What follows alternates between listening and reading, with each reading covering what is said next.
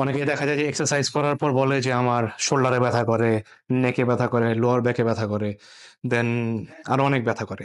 তো এসব ব্যথার আসলে রিজন গুলা কি? ব্যথাগুলা কেন উৎপত্তি হয়? আসেন দেখি কেন কিভাবে উৎপত্তি হয়?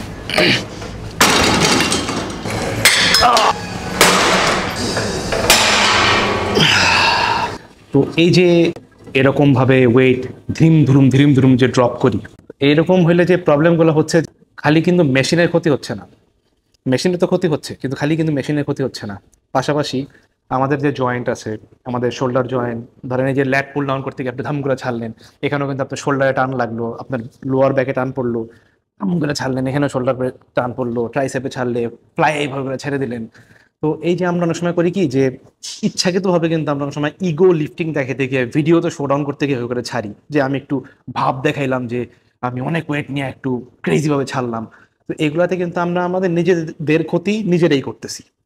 সো দেখেন, মেশিনটা হয়তো বা জিমের, আপনার হয়তো বা গায়ে লাগবে না, বাট এই মেশিনটা নষ্ট হয়ে গেলে কিন্তু আপনি এক্সারসাইজ করতে পারবেন না, আপনি আর আমি এক্সারসাইজ করতে পারবো না।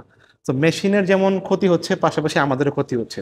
সো যেহেতু আমরা সবাই, আমাদের বিবেক বুদ্ধি আছে, আমরা নিজেদের ক্ষতি নিজেরা না করি, মেশিনের ক্ষতিও না করি, ইগো বাসায় ফেলে দিয়ে জিমে আসি, মনোযোগ দিয়ে এক্সারসাইজ করি। এবং এক্সারসাইজের মেইন টার্গেট কি আমাদের? আমরা মাসেল বিল্ডিং এর জন্য এক্সারসাইজ করি। এত কষ্ট আমরা কেন করতেছি? তো একটু স্মার্টলি করলে যেমন আমরা ইনজুরি থেকেও বাঁচতে পারি, পাশাপাশি মেশিনগুলাও শান্তি পেতে পারে। Thanks for watching.